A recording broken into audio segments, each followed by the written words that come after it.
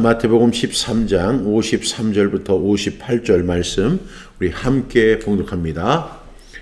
예수께서 이 모든 비유를 마치신 후에 그곳을 떠나서 고향으로 돌아가사 그들의 회당에서 가르치시니 그들이 놀라 이르되 이 사람의 이 지혜와 이런 능력이 어디서 났느냐? 이는 그 목수의 아들이 아니냐? 그 어머니는 마리아, 그 형제들은 야고보, 요셉, 시몬, 유다라 하지 않느냐? 그 누이들은 다 우리와 함께 있지 아니하냐? 그런즉 이 사람의 이 모든 것이 어디서 났느냐 하고 예수를 배척하니라. 예수께서 그들에게 말씀하시되 선지자가 자기의 고향과 자기 집 외에서는 존경을 받지 않음이 없느니라 하시고 그들이 믿지 않음으로 말미암아 거기서 많은 능력을 행하지 아니하시니라. 아멘. 오늘은 마태복음 13장 53절부터 58절 말씀을 통해서 편견, 나도 탕인도 망하게 하는 주범이라는 제목으로 하나님의 말씀을 함께 나누려고 합니다. 여러분, 이 편견은 나도 망하고 타인도 망하게 하는 주범이라는 사실을 오늘 본문을 통해서 살펴볼 수 있습니다. 혹시 여러분은 어떤 사람, 그러니까 부모나 선생님이나 선배나 직장 동료 등이나 이런 사람들의 편견 때문에 여러분들의 잠재력과 진로가 가로막힌 적이 혹시 없습니까? 그러니까 내가 이런 잠재력과 이런 가능성과 그리고 이런 내가 특히 하나님이 주신 재능이 있는데 나하고 가깝다고 하는 사람들, 어떤 부모나 또한 교사들이나 또한 학교 선배들이나 이런 선배들 또는 직장 동료들로부터 너는 그거 안 돼. 넌 해봤자 소용없어. 너보다 뛰어난 사람들이 얼마나 많은데 이렇게 말을 하면서 나의 잠재력이나 그런 진로나 가능성을 제한받은 적이 혹시 없습니까? 아니면 반대로 여러분의 편견 때문에 다른 사람들을 쉽게 판단하고 정지하고 또한 그들의 가능성을 억제한 적 그런 적 없습니까? 이러한 일들 참으로 슬픈 일인데 이런 일들이 실제로 엄청나게 많이 일어납니다. 왜 이런 일이 일어나느냐? 편견 때문에 그렇습니다. 오늘 예수님께서 자기 고향 마을로 가셔서 회당에서 가르치시고 그리고 많은 일들을 행하셨습니다. 그런데 그 반응을 보고 사람들이 이분이 정말로 메시아였구나. 이분이 이렇게 대단한 분이었구나. 내가 그걸 미처 알아보지 못했구나. 이렇게 생각을 한 것이 아니라 오히려 예수님을 힐난하고 그들의 형제 우리와 함께 있고 이 사람 내가 어렸을 때 다 아는 사람인데 이 사람이 무슨 메시아야 하면서 예수님을 비난하고 믿지 아니해서 예수님께서 그곳에서 능력과 기적을 많이 행하지 아니하셨다는 이야기입니다. 여러분, 이 말씀을 우리가 단순하게 그냥 읽고 지나가면 이것은 그냥 그런 일이 있었구나라고 여러분 생각할 수 있지만 이 편견은요 엄청나게 무서운 적입니다. 오늘 본문에서 이렇게 예수님이 배척당하는 장면을 보게 되는데 이유는 간단하죠. 왜요? 사람들의 편견 때문입니다. 그 메타인지를 여러분 많이 들어보셨죠? 이 메타인지에서 편견은 뭐라고 이야기를 하냐면 잘못된 생각 정도 이렇게 이야기하는 게 아니라 자신도 타인도 망하게 하는 주범이 바로 편견이다. 이렇게 이야기합니다. 그러니까 우리는 편견이 내가 잘못 생각했어. 내가 선입관이 좀 있었어. 이렇게 생각할 수 있겠지만 그 정도가 아니에요. 편견은. 이 편견은 어느 정도냐면 나도 죽이고 타인도 죽이는 그러한 최악의 주범이 바로 편견이라고 할 수 있습니다. 그러니까 이 편견은 단순한 착각이 아니에요. 그렇게 생각하시면 안 돼요. 그렇게 생각하시면 여러분들은 그 편견에서 절대로 벗어날 수 없어요. 문제는 이 편견 속에는 엄청나게 악하고 나쁜 마음이 담겨 있다는 거예요. 내가 어떤 편견을 가졌다. 그것이 악하고 나쁜 마음이라고? 그렇습니다. 여러분, 요즘에 그 시골 마을에 텃세라는 시골 마을, 그것이 굉장히 무섭다. 이런 이야기가 많이 나옵니다. 이런 현상은요, 단순히 시골 사람들의 인심 정도를 얘기하는 게 아니라 최악의 경우에 오늘 예수님이 행하신 일것처럼 하나님의 역사마저 제한하는 결과를 가져오는 무서운 것입니다. 여러분, 편견은 어리숙한 시골 사람들이 단순한 생각을 표현하는 게 아니라 여기에는요, 이것을 어떤 사회학자는 5가지로 설명을 한 거예요. 이것을 우리가 이해하지 않고는 왜 저 사람들이 저런 편견을 가질까? 왜 저 사람들이 저렇게 오는 사람들을 환영하지 못하고 텃세를 부리고 못살게 굴고 괴롭게 할까? 거기에는 나쁜 감정 5가지가 있음을 볼 수가 있습니다. 따라서 이런 거 방치하면 절대 안 돼요. 동네에서 약자들이 어려움을 당해도 동네 체면상, 그리고 동네 망신 주는 거라고 해서 공개도 안 하고요, 시시하면서 그 약자를 얼마나 괴롭히는지 몰라요.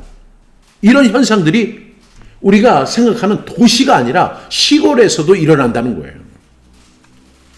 그래서 여러분, 시골 마을의 텃세가 굉장히 무섭다고 합니다. 그 은퇴를 하고 귀농을 했던 사람들이 눈물을 흘리며 돌아오는 곳이 바로 농촌이다, 이렇게 이야기할 정도로 시골 텃세가 굉장히 무섭습니다. 사람들이 귀농을 한다고 할 때는 자연과 함께 살리라, 그러면서 자연의 맑은 공기, 그 다음에 순수한 인심 속에서 내가 살아갈 거야, 이렇게 생각을 하는 거죠. 그런 큰 꿈을 가지고 귀농을 했던 사람들이 동네 이장들, 그리고 사람들의 텃세에 의해서 때로는 구타도 당하고 가진 것도 다 뺏기고 모든 것을 다 포기하고 다시 도시로 돌아가는 그런 일들이 일어나는 것을 볼 수가 있습니다. 그런데 그 사람들의 그 텃세나 괴롭힘이 얼마나 집요한지 경찰도 손을 못 대요. 시청도 손을 못 대요. 여러분, 이런 배후에는 분명히 사탄의 역사가 있을 거예요. 그런데 사탄이 역사하는 배후에 어떤 마음이 있는지를 우리가 첫 번째 살펴보기를 바랍니다. 첫 번째는 뭐냐면 정박 효과라는 것이 있습니다. 이거는 꼭 기억하셔야 돼요. 정박 효과는 이런 거죠. 첫 인상이나 기존의 정보에 지나치게 의존을 해서 새로운 사실을 평가하지 못하는 그런 편견이 바로 정박 효과예요. 예를 들어서 어떤 사람이 귀농을 해서 왔는데 동네 사람들한테 인사를 안 하는 거예요. 저 사람은 이 사람을 잘 모르니까 인사를 못한 건데 저 사람 인사 안 했다는 이유 하나 가지고 찍혔어요. 그래가지고 그 사람이 좋은 사람이고 이 동네를 위해서 봉사할 마음도 있고 그리고 이웃과도 잘 지내고 싶은 마음이 있는데 이런 것들을 아예 그냥 받아들이질 않습니다. 이것이 바로 정박 효과예요. 그래서 이 나사렛 사람들이 예수님을 어떻게 했어요? 예수님은 목수의 아들인 건 사실이에요.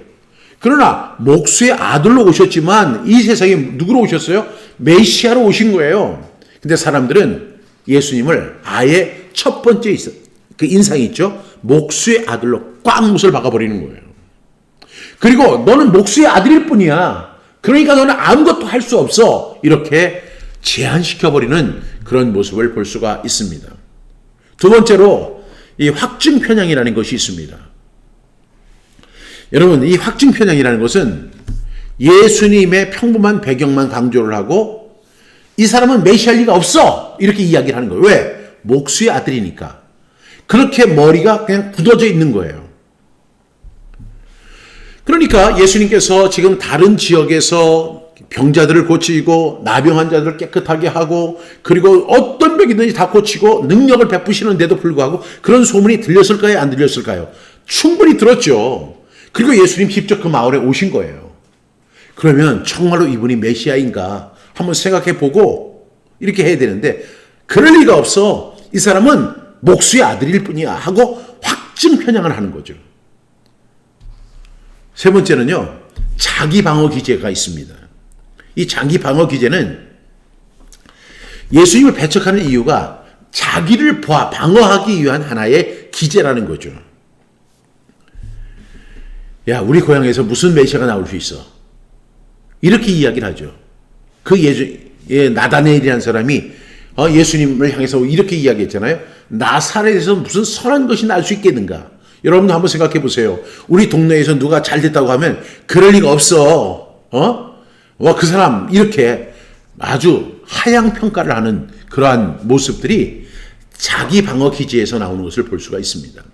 또 네 번째는 뭐냐면 집단 사고예요. 집단 사고. 군중 심리라고 여러분 들어보셨죠? 이 군중 심리처럼 이 나사렛 사람들은요, 전체가 예수님을 부정적으로 보며 집단적으로 편향된 사고를 갖고 있어요.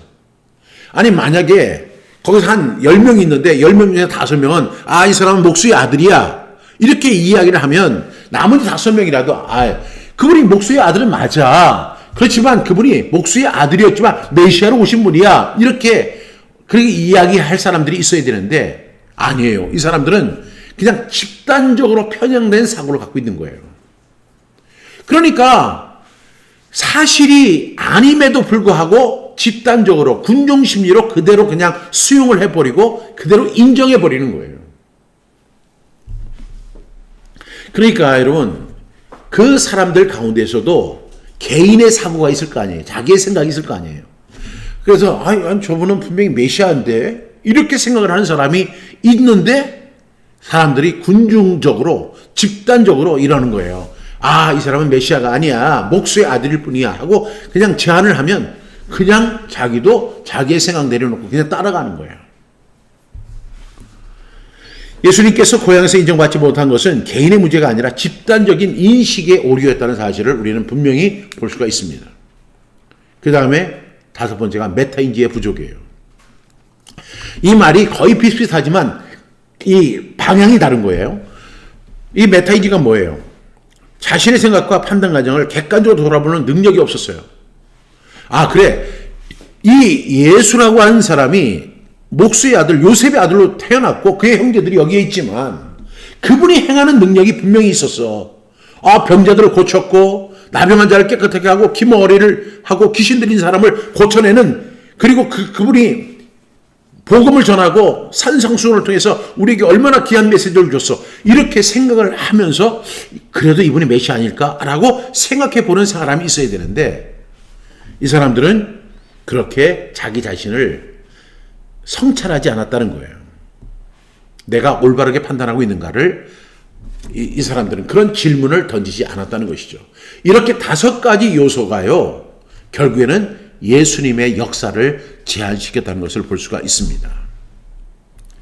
여러분, 이것이 정말로 간단한 일 같지만 문제는 뭐냐면 이렇게 무시무시한 그런 것이, 이런 편견이 나를 망하게 하고 또한 타인도 망하게 하는 결과를 가져온다고 하는 5가지 요소가 되는 것이죠.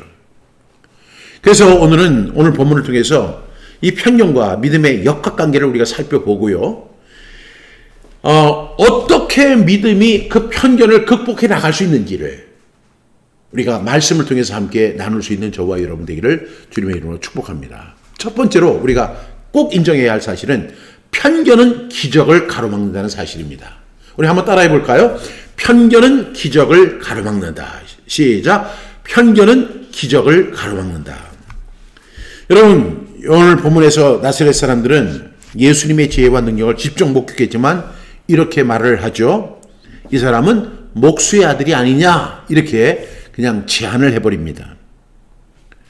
이들은 예수님의 배경, 즉 목수의 아들로 태어났다는 그 사실에 갇혀서 예수님의 신성을 인정하지 못했다는 것이죠. 이 장면은 편견이 하나님의 능력을 제한하는, 가로막는 그런 생생한 예가 될 수 있다는 사실을 우리에게 말씀하고 있어요. 예수님께서 왜 그곳에서 많은 기적을 행하지 않으신 이유는 그들이 믿지 않았기 때문이다라고 오늘 58절에서 말씀하고 있습니다. 여러분, 이 편견은요, 우리의 믿음을 약화시켜요. 그리고 하나님의 은혜가 흘러나오는 그 통로를 차단하는 결과를 갖고 와요. 그래서 우리는요, 얼마나 자기 자신의 고정관념과 판단으로 하나님의 일하심을 제한하고 있는지를 우리가 생각해 볼 수 있어야 돼요. 이러한 삶 속에서 하나님은 이렇게만 일하실 것이다, 이렇게 제한적인 생각을 하는 사람들이 되게 많아요. 제가 그런 생각을 가진 적이 있죠. 왜냐하면 제가 서울에서 교회를 개척할 때 우리 교회가 부흥하지 않은 이유가 종탑이 없었을 것이라 이렇게 생각을 하고 제가 하나님 앞에 간절히 기도했죠. 그리고 나서 크리스천 신부들을 다 이렇게 열면서 그 중에서 가장 저렴한 종탑 비용을 알아봤어요. 저렴한 것은 50만 원부터 1,500만 원까지 있는 거예요. 그런데 저는 하나님 앞에 기도할 때 어떻게 기도했냐면 50만 원짜리를 하나님 허락해 주시옵소서 기도했어요. 왜? 하나님께서 나에게 역사하실 그것은 그 정도밖에 안 될 거라고 생각했기 때문에 그런 거예요. 그래서 저는 50만 원을 놓고 간절히 기도했습니다. 근데 그 기도는 50만 원짜리의 기도에 불과했어요. 하나님은 내 기도를 응답해 주셨고요. 50만 원을 보내주셨어요. 그런데 제가 그걸 받고 나서 가만히 묵상을 해보니까 처음에는 감사했지만 왜 내 믿음이 50만 원짜리밖에 안 됐는가? 이것이 그렇게 한탄스러울 수가 없는 거예요. 하나님은 50만 원이 아니라 500만 원, 5천만 원, 50억, 500억으로도 역사하실 분인데 나는 하나님의 능력을 50만 원으로 제한을 시켜버린 내 자신을 바라보게 된 거죠. 여러분, 여러분의 편견 때문에 하나님의 역사를 가로막은 적이 없을까요? 이런 분명한 사실은 우리의 생각은 극히 폐쇄적이고 하나님의 생각과 우리의 생각은 하늘과 땅의 차이라는 사실을 우리가 인식하면서 이 편견은 기적을 가로막는다는 사실을 분명히 인식할 수 있는 저와 여러분 되시기 바랍니다. 두 번째는요. 편견은 가장 가까운 곳에서 오는 시련입니다. 우리 한번 따라해 볼까요? 시작. 편견은 가장 가까운 곳에서 오는 시험이다. 시작. 편견은 가장 가까운 곳에서 오는 시험이다. 여러분, 모르는 사람한테는 편견을 안 가져요. 그런데 내가 안다고 생각하는 그 사람한테 내가 편견을 갖습니다. 여러분, 나사렛 사람들이 예수님에게 편견을 가졌던 이유는 뭐예요? 예수님을 잘 안다고 생각했기 때문에 그런 거예요. 그러니까 여러분, 여기에서 문제는 뭐냐면 내가 안다고 생각하는 그 자체가 문제는 아닌데 그것 때문에 내가 편견을 갖게 된다는 것이죠. 아마 그들은 속으로 이렇게 얘기를 했을 거예요. 우리가 어릴 때부터 저 사람 봐왔는데 저 사람이 메시아라고? 내가 저 사람 코 질질 흘리고 다닐 때 내가 다 봤는데 내가 저 사람 너무 잘하는데 저 사람이 메시아라고? 그럴 리 없어. 여러분, 차라리 모르면 저분이 메시아라고 이분이 메시아구나 이렇게 받아들이는데 예수님이 30년 동안 그 동네에 사셨고 그곳에서 그 형제들이 같이 있으니까 내가 30년 동안이나 봤다고 그런 안다고 생각하는 그 교만이 결국에는 예수님을 메시아로 인정하지 못한 거예요. 그런데 이러한 것이 이 나사렛 사람들만 그런 게 아니고 우리의 삶에서도 마찬가지라는 거죠. 가장 가까운 사람부터 오히려 인정받지 못하는 경우가 많아요. 그래서 예수님 오늘 뭐라고 말씀하시냐면 예수께서 그들에게 말씀하시되 선지자가 자기 고향과 자기 집 외에서는 존경을 받지 않음이 없느니라 하시고, 이 말씀이 무슨 뜻이냐면 선지자가 자기 고향과 그리고 자기 집에서는 존경을 못 받는다는 거예요. 목사님들 마찬가지죠. 가족이나 친구나 동료들이나 이런 사람들로부터 인정받지 못하는 일들이 있어요. 지금도 제가 저는 40여 권의 책을 썼잖아요. 그럼 제 책을 읽고 많은 사람들이 은혜 받고 감동 받고 막 이 책을 사가지고 막 사람들한테 선물하는 그런 일들이 막 벌어지는데 정작 내 친구는 내가 그걸 갖다 무료로 보내줘도 읽지도 않고 아이고 종신이가 쓴 책이 뭐 되게 대단하겠어? 예전에 어떤 선배 목사님이 그랬어요. 박 목사가 책을 쓰는데 나라고 못 쓰겠어? 그렇게 얘기하시는 거예요. 그래서 목사님 제가 어떻게 도와드릴까요? 하니까 나도 책 쓸 테니까 목사님이 좀 알려줘. 그래서 제가 자세히 도와드렸어요. 근데 참 2,000권 찍었는데 어쩜 책이 그렇게 안 팔릴까요?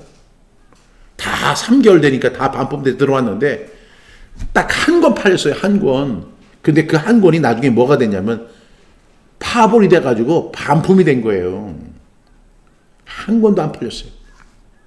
제가 책을 쓰니까 아이고 종신이가 책을 쓰는데 나는 못 써? 아이고 종신이 그치. 여러분 내가 안다고 생각하는 게 다가 아니에요. 제가 고향 도시에 그 고향 그 아주 가장 1번지 교회라고 하는 교회, 가장 먼저 세워진 교회 담임 목사로 제가 부임했을 때 이제 사람들이 와서 막 저를 축하해 준다고 이렇게 오고 저희 아버지가 사람들 데리고 오고 막 이렇게 얘기하니까 아니 그 동네 사람들까지 와서 너 누구 아들 아니야? 뭐 이렇게 얘기하고 아이고 누구 아들 꼭 우리 아버지 이름을 가지고 누구 아들 출세했네? 아 그러더니 얘가 그때 코올리게 하던 애가 벌써 이렇게 커가지고 교회 다 목사가 된 거예요?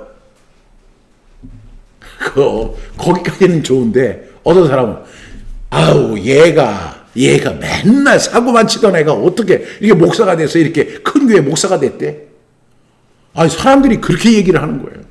우리 교인들이요 그 얘기를 들으면서 야 목사님이 얼마나 사고를 쳤으면은 동네 사람들이 와서 저렇게 얘기를 하는가.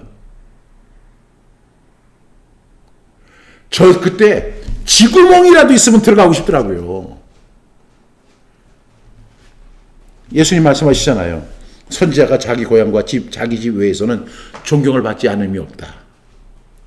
그 말씀이 아주 절절하게 깨달아지더라고요. 여러분 선지자는 자기 고향과 자기 집에서는 존경을 받지 못한다고 예수님 분명히 말씀하셨습니다. 하지만 여러분 우리가 꼭 기억해야 할 것은 뭐냐면 우리가 사람이 인정이 아니라 하나님의 인정을 추구해야 하는 그런 단계에 있어야 됩니다. 그러니까 사람의 시선에 얽매이지 말아야 돼요. 우리가 비록 우리가 걸어가는 길에 하나님의 뜻과 그 하나님의 그 선하신 뜻 기뻐하시는 온전하신 뜻이 분명하다고 생각한다면 사람들한테 인정받지 못해도 고향에서 인정받지 못해도 자기 가족들에게 인정받지 못해도 그 길을 당당히 걸어가야 돼요. 이것이 하나님의 역사를 이뤄나가는 방법인 것입니다. 그것이 옳은 길을 가는 거예요. 왜? 내가 내 친척하고 내 가족하고 내 형제들에게 내 부모에게 내 동네 사람들에게 나를 잘 아는 사람들에게 이야기하면 너는 안 돼. 너는 그 일을 하면 안 돼. 너는 그 일을 할 수도 없어. 너는 부족한 사람이야. 너는 나쁜 사람이야. 너는 맨날 사고만 치던 사람이야 하고 정죄를 해서 그 사람을 갖다가 꽉 묶어버리거든요. 이렇게 문제가 있다는 사실을 우리가 꼭 기억할 수 있기를 바랍니다. 세 번째는 뭐냐면 편견의 벽을 넘어서기 위한 믿음의 결단이 필요하다는 사실을 꼭 기억할 수 있기를 바랍니다. 이 나사렛 사람들은 결국에는요. 그 자기들이 가진 편견 때문에 그 믿음을 결단하지 않은 거예요. 하나님의 아들, 하나님이신 그분이 그 동네에 와서 지금 말씀을 증거하시고 병자들을 고쳐주시고 기적을 행하시는 그것을 목격하면서도 그에 대한 믿음을 갖지 않았어요. 이거 얼마나 안타까운 일이에요. 여러분 지금 우리는 예수님을 본 적도 없지만 이 사람들은 눈앞에서 예수님을 봤고 그리고 정말 손을 뻗으면 예수님을 만질 수도 있었어요. 그렇게 가까운 데 있었고 그 어떤 혜택과 그 많은 기적과 능력을 정말로 체험할 수 있었던 그 사람들이었지만 그들이 믿지 않았어요. 믿음을 결단하지 않았어요. 왜요? 그들의 편견 때문에 그런 거예요. 그러니까 편견은 믿음의 결핍을 낳습니다.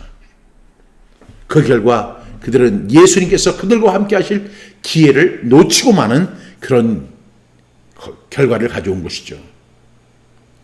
여러분 이 편견이 이렇게 무서운 거예요. 전능하신 하나님 그분이 지금 눈앞에 와 있는데 내 편견 때문에 그 하나님을 놓치고 있는 거예요. 우리도 마찬가지죠. 하나님의 말씀을 들으면서도 의심하고 이건 불가능해. 여러분 그렇게 불가능하다고 생각하면 불가능합니다. 그런데 이거 할 수 있어. 할 수 있습니다. 우리 하나님의 역사를 한번 생각해 보세요. 우리가 하나님의 능력을 믿는 사람들이잖아요. 성경을 믿는 사람들이잖아요. 그렇다면 성경께서 할 수 있거든이 무슨 말이냐? 믿는 자에게는 능치 못한 일이 없느니라. 그래야 우리가 아무리 어렵고 힘들어도 우리가 믿음으로 그 일을 극복해 나가면 안 되는 게 어디 있어요? 하나님을 사랑하는 자 곧 그 뜻대로 부르심을 입은 자들에게는 모든 것이 합력하여 선을 이루게 하시는 하나님의 은총이 있어요. 그런데 이건 불가능해.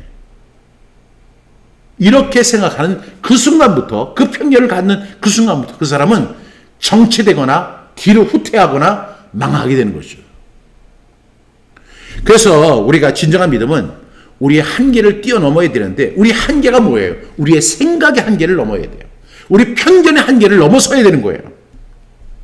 그걸 넘어서지 않으면 하나님이 이 세상에 직접 오셔서 직접 말씀을 하셔도 하나님의 역사는 이루어지지 않습니다. 왜? 내가 받아들이지 않으니까. 내가 믿지 않으니까. 이거 얼마나 안타까운 일이에요. 하나님의 일하심을 방해하는 것이 어떤 무슨 그 대규모로 방해를 하고 공작을 꾸미고 그런 게 아니에요. 내 속에 있는 작은 편견이라고 하는 그 작은 씨앗이 하나님의 역사를 제한하고 하나님의 역사가 이루어지지 않도록 하는 거예요. 결국 누가 손해보냐면 하나님은 손해볼 일이 하나도 없어요. 자기가 손해보는 거예요. 그리고 자기에게 관계된 사람만 손해를 보는 거예요. 하나님은 하실 수 있습니다. 그래서 저는요, 오늘 이 말씀을 여러분들이 너무나 잘 아는 말씀인데, 이 편견을 넘어서기 위해서 제가 세 가지를 제안을 드리려고 그래요. 첫 번째가 뭐냐면, 여러분, 겸손해야 한다는 거예요. 저와 여러분이 겸손해야 돼요. 예수님께서 태어난 배경이나 과거를 넘어서 겸손한 마음으로 그분의 신성을 인정했더라면, 나사렛 사람들은요, 구원의 기쁨을 누릴 수가 있었던 거예요. 그분이 메시아였어요. 그분이 우리를 구원하시는 분이었어요. 그분이 우리에게 축복을 가져다 주는 분이었어요. 우리가 만약에 우리의 편견만 극복했다면, 우리가 좀 더 겸손했다면 그 놀라운 은혜를 만끽했을 거예요. 그런데 너무 안타까운 것이 이 사람들, 그 나사렛이라고 하는 비천한 동네에 살면서도 마음은 엄청 교만한 거예요.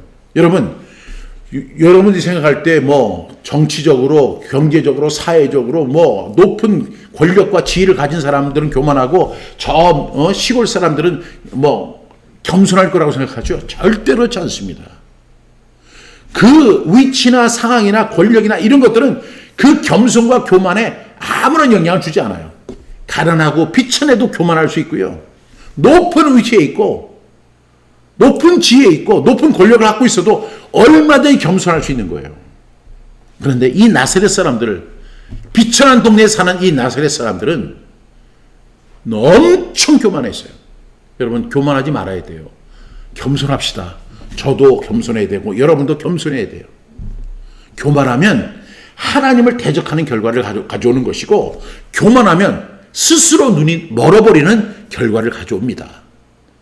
겸손하고 또 겸손하는 저와 여러분 되기를 주님의 이름으로 축복합니다. 두 번째는요, 열린 마음 가져야 돼요. 우리가 겸손해야 할 뿐만 아니라 열린 마음을 가져야 됩니다. 여러분, 하나님이 일하시는 것을 보면 우리의 기대를 초월합니다. 여러분, 어떤 사람의 믿음은요, 어떤 목회자가 있는데 이 목회자의 믿음은 평생 20명을 못 넘어서는 믿음이에요. 그래서 이분은 평생을 목회하는데도 불구하고 교인이 20명도 안 돼요.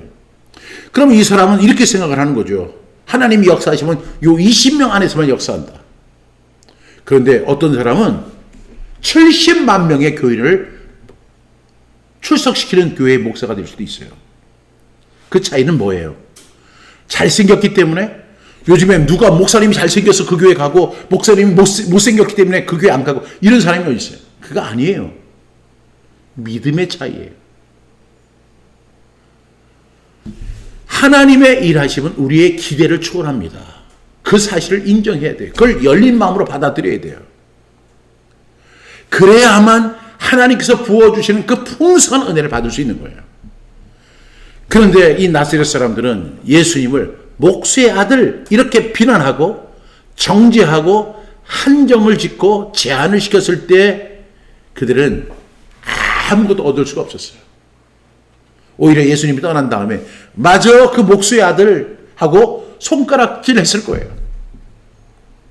그런데 그런 틀을 깨고 그분이 하나님의 아들이심을 받아들이는 그 열린 마음이 있어야 돼요. 우리가 항상 기억해야 할 것은 내 생각이 항상 옳다는 생각을 버려야 돼요. 왜 우리가 책을 읽어요? 책을 통해서 내 생각이 틀리다는 사실을 알게 되는 거예요. 왜 우리가 성경 암송합니까? 내 생각보다 하나님의 생각이 뛰어나기 때문에 하나님의 생각을 붙들기 위해서 내가 성경 암송하는 거 아니에요? 내가 왜 다른 사람에게 가르침을 받습니까? 내가 아는 것이 10가지라면 저 사람은 1000가지를 알고 10,000가지를 알 수 있으니까 그것을 통해서 내가 더 발전하고 배우기 위해서 그런 거 아니에요?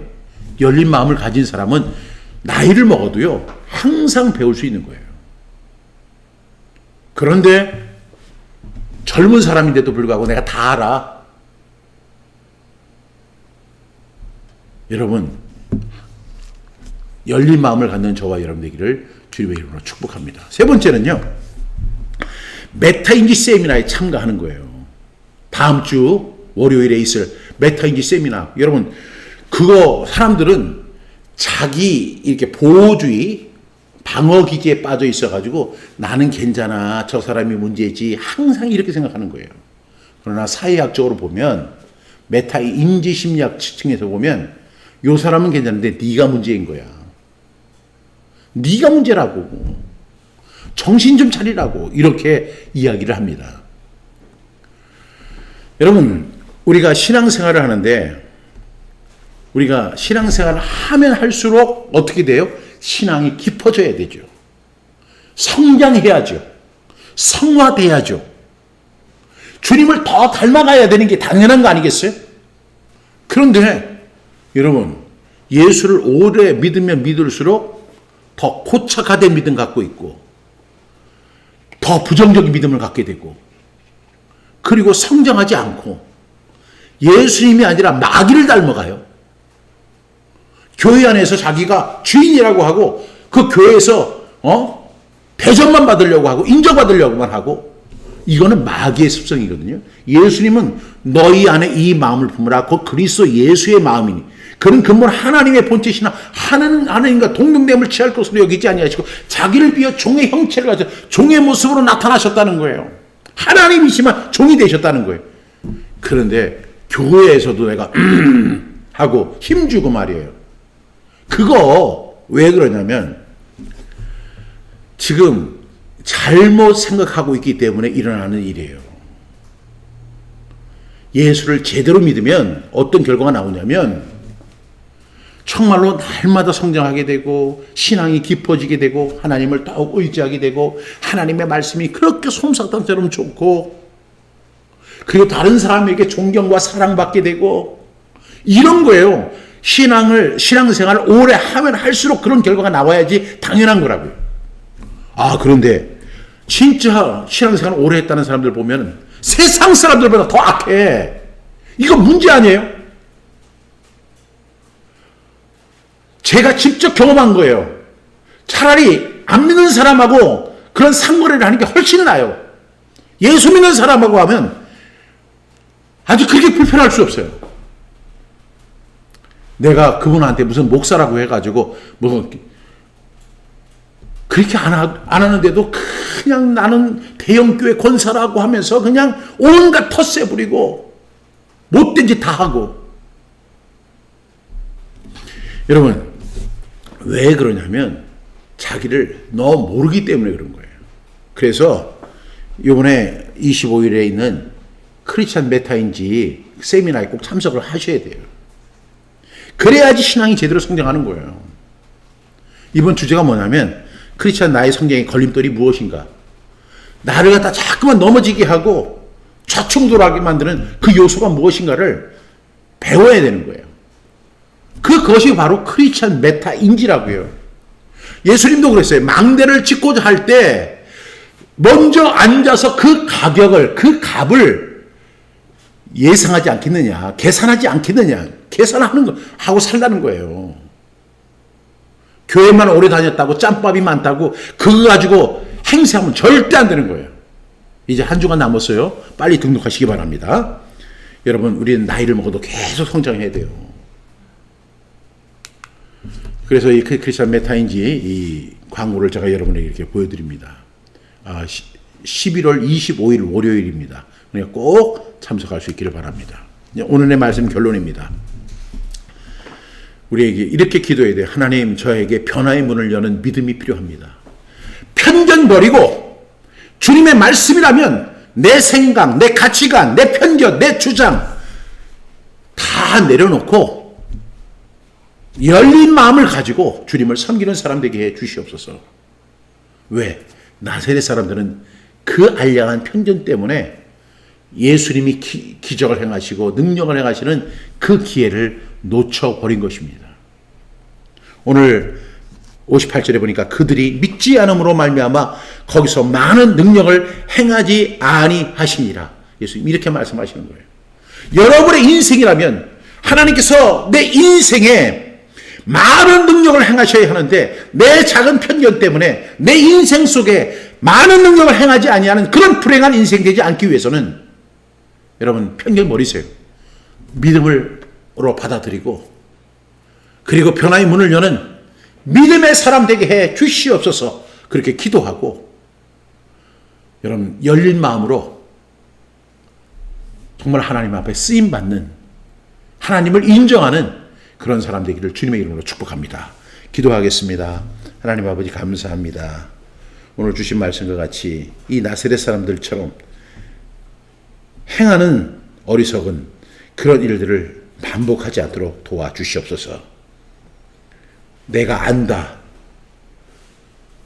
나는 모든 것을 알고 있어. 하는 그런 교만 버리고 겸손하게 이웃을 섬기고 하나님을 섬기는 열린 마음을 갖는 주의 거룩한 백성들 다 되게 해 주시옵소서. 예수님의 이름으로 기도합니다. 아멘.